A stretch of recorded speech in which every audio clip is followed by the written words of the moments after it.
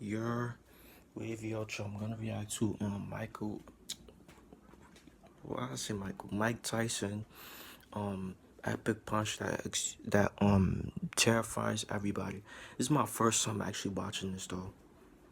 So yeah, that's good. Opening the 90s with great force, Mike Tyson and Donovan Ruddock were not just the protagonists of a fight, but of a war that would unfold in two battles in the ring and a parallel one to determine who was the #1 contender in the discipline.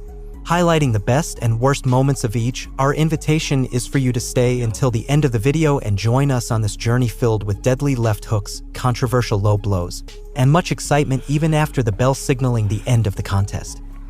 The extensive battle between Mike Tyson and Donovan Ruddock would begin on March 18, 1991, with the Mirage Hotel and Casino Ring in Las Vegas as the battlefield. The fight would be supervised by the critical eyes of judges Jerry Roth, Chuck Jampa, and Dave Moretti, and controlled by the wisdom of referee Richard Steele. Tyson would enter the scene as the #1 heavyweight contender in the World Boxing Council, World Boxing Association, and International Boxing Federation. There was great anticipation for the fight simply because Donovan Ruddock was the next in line. Ruddock's professional record at 27 years old was 25 victories, 18 by knockout, 1 Call him Razor back in the day. Nickname Razor. defeat, and 0 draws. Tyson, at only 24, had 39 victories, 35 by knockout, and 1 defeat. As the bell rang, the first round began, and Tyson leaped from his corner with the characteristic aggressive fighting style that made him nearly unstoppable at that time. With his body already absorbing powerful combinations of punches, Ruddock Damn, he trying to take his head off with that uppercut. Y'all see that? sought to land effective counterattacks without neglecting his guard to neutralize Iron Mike's severe offensive. Throwing a big punch, he stumbled after the punch. It's done something, it stopped Iron Mike. An associate minister lets them know. Doesn't seem to care. A hard body punch by Tyson.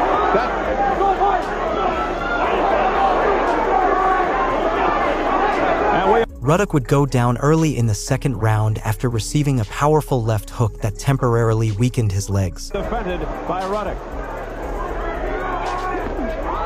Despite shit. You made the nigga fall, yo. passing the safety count, he demonstrated that he had much more to offer before being declared defeated. It didn't even get to a warning, but that's the kind of stuff that's going to cost him if the fight continues. Steele will have. Showing that the previous round was no fluke, Tyson would knock down Ruddock once again during the third round. After engaging in close combat with his rival for most of the episode, with less than 10 seconds remaining, another powerful left hook would send Ruddock to the canvas. He just doesn't quite get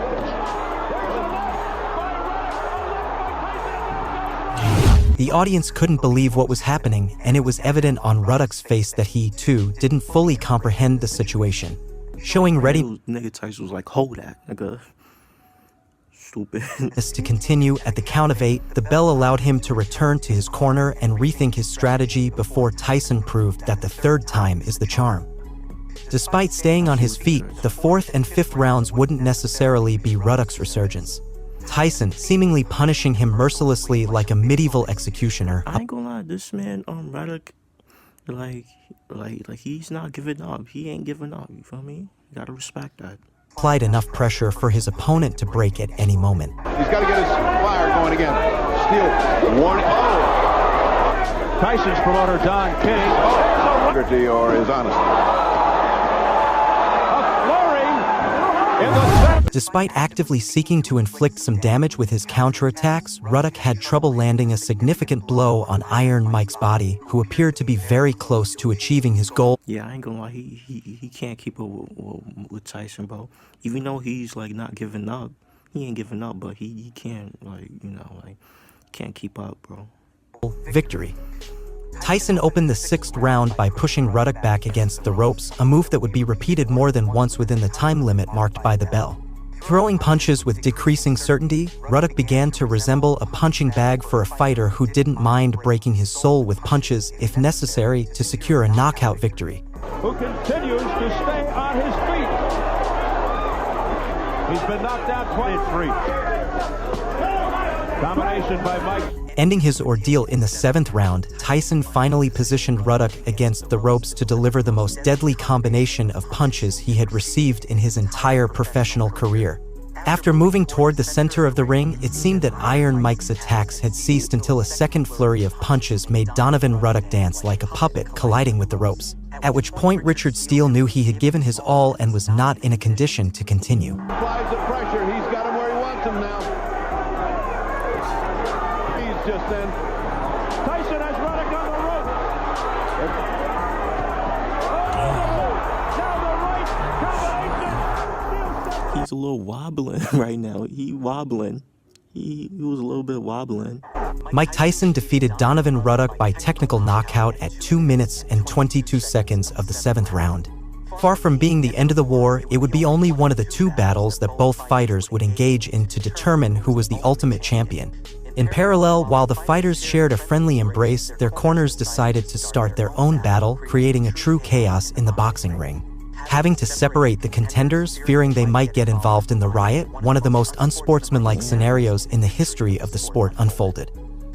Far from accepting defeat by the great Mike Tyson, Ruddock would do everything possible to have a second chance, leading them back to where it all began, the ring at the Mirage Hotel and Casino in Las Vegas on June 28, 1991. Chuck Champa would also be reprising his role as a judge, joined by Dalby Shirley and Art Lurie.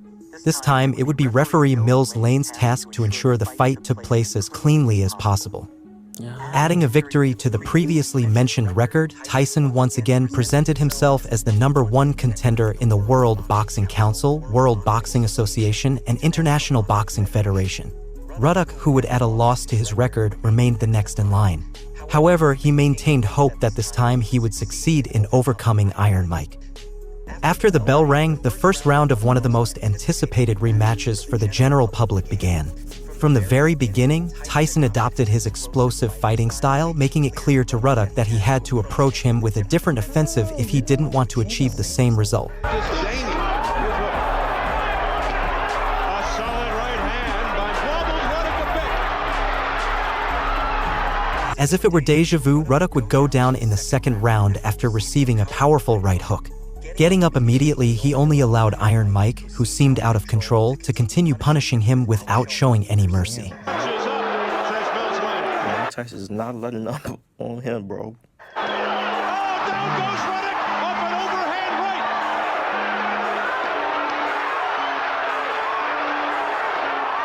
Ruddock in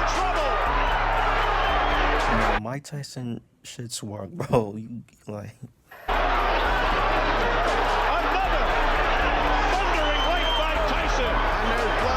Ruddock would taste the canvas once again during the 4th round. It was a bold left hook that made him fall backward, rising at the count of 8 to demonstrate his ability to continue the fight.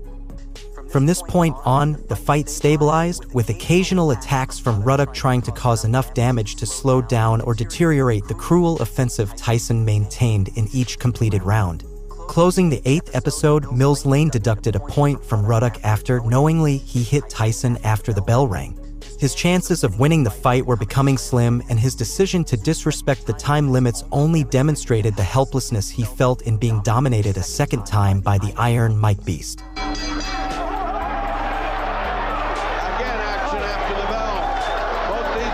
Tyson, not being the cleanest fighter in the contest, also suffered a point deduction imposed by Lane after, during the 9th and 10th rounds, he allowed controversial low blows to land on his opponent. Wonderful left by Ruddock. Again the low blow. Again another low blow.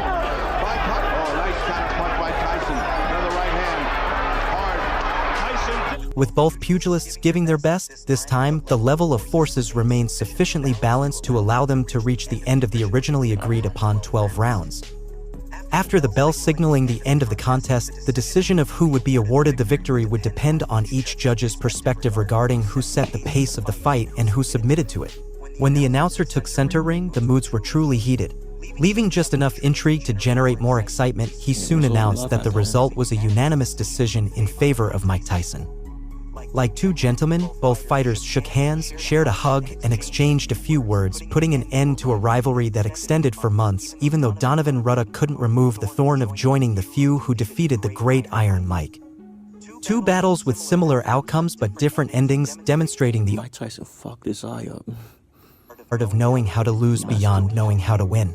If you've made it this far, we can only thank you for joining us in reliving two of the most significant encounters in the journey of Mike Tyson and Donovan Ruddock in the discipline. If you enjoyed our story, remember Okay, that's the vid. So yeah, let me know what y'all think, bro, about Mike Tyson.